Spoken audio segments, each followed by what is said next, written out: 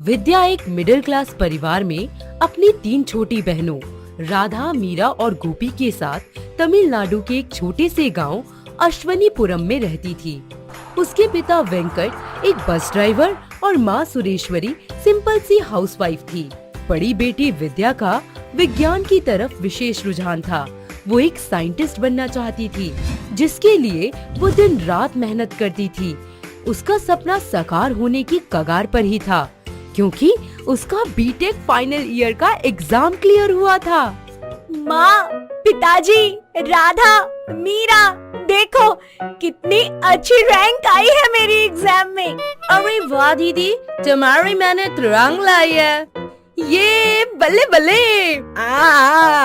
बिल्कुल बेटा, मेरी मेहनत सफल हो गई आज। मेरी बेटी ने सफलता के कदम को जो छुआ है, अयो मुर्गन।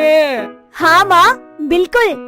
अय्यो माँ, मेरी बच्ची, तूने तो इसे बस ड्राइवर को आसमान छूने वाले रॉकेट पे बिठा दिया। अब ये वहाँ बैठ के इडली डोसा खाएगा। इसे तो खुशी के अलावा कुछ दिख ही नहीं रहा होगा रे। उफ, ये फोन, अब नहीं चक्का का फोन आया। हेलो। इस तरह वेंकट के फोन की घंटी बजते ही और अन्वेक्षा अक्का का नाम सुनते ही शोरगुल करते घर में सन्नाटा छा जाता है। अरे होता भी क्यों ना, शादी के बॉम्ब फोड़ने का ठेका जो अक्का के नाम दर्ज है। हेलो अक्का, कैसे तुम? हेलो, मैं ठीक है। वो दरअसल मैं तुमको फोन किया, वो अपना बेटी विद्या के वास्ते एक लड़के का रिश्ता आया है। अजी सच्ची जी? क्या करते लड़का? लड़का बहुत अच्छी है। उसका नाम सचिन है, पायलट इंडियन एयरफोर्स में। अय्या माँ, ये तो बहुत अच्छा खबर सुनाया तुमने। तो इनके कल्याणम की तैयारी शुरू कर देते हैं, पर आपको शादी अगले मंथ ही करना होगा, क्योंकि लड़के को छुट्टी का इशू है। अरे ठीक है ना, अब मैं समझ गई। अब आप बात आगे बढ़ाओ। इस तरह कुछ ही समय बाद वेंकट अपनी बड़ी बेटी विद्या की शादी एयरफोर्स में बतौर पायलट काम कर रहे सचिन से करवा देता है। सचिन दिल्ली में रहता था। वहीं अपने माता पिता के दबाव में आकर बेचारी विद्या को अपने साइंटिस्ट बनने के सपने को त्याग मजबूरन शादी करनी ही पड़ती है। समय बीतता जाता है। विद्या और सचिन दोनों को एक दूसरे से प्यार हो जाता है। वहीं दोनों ही पति पत्नी एक दूसरे को फुल सपोर्ट करते हैं। ऐसे ही एक दिन, सचिन जी, प्लीज टीवी का वॉल्यूम है ना कम कर दीजिए। I feel so irritating. But madam, remote तो आपके पास है ना? ओफो, ओके ठीक है, मैं कर देती हूँ।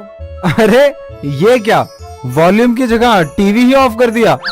कमाल है भाई। Don't irritate me. अरे क्या हो गया तुम्हें? तुम ठीक हो ना? I am sorry Sachin ji, please, पता नहीं आजकल ना मेरी तबीयत कुछ ठीक सी नहीं है।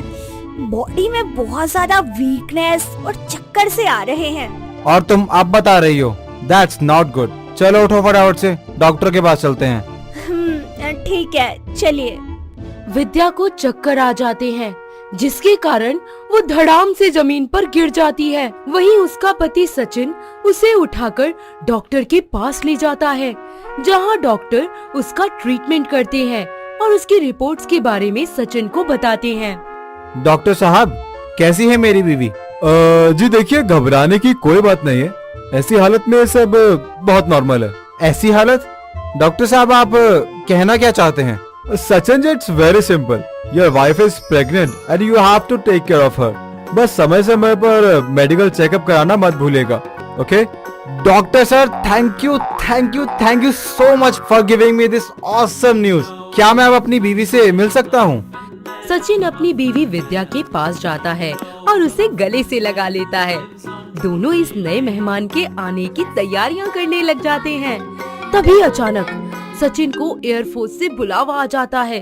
फिर क्या, अपनी प्रेग्नेंट बीवी को छोड़ उसे ड्यूटी पर जाना ही पड़ता है।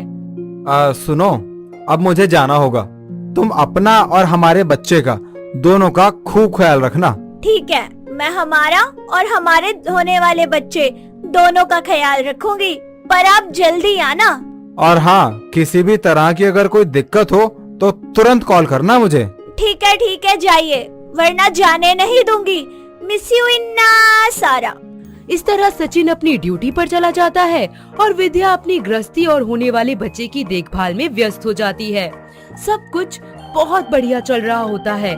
तभी अचानक सूचना मिलती है कि विमान दुर्घटना में सचिन के पैर खराब हो गए। जब सचिन व्हील चेयर पर बैठकर अपनी बीवी के पास आता है तो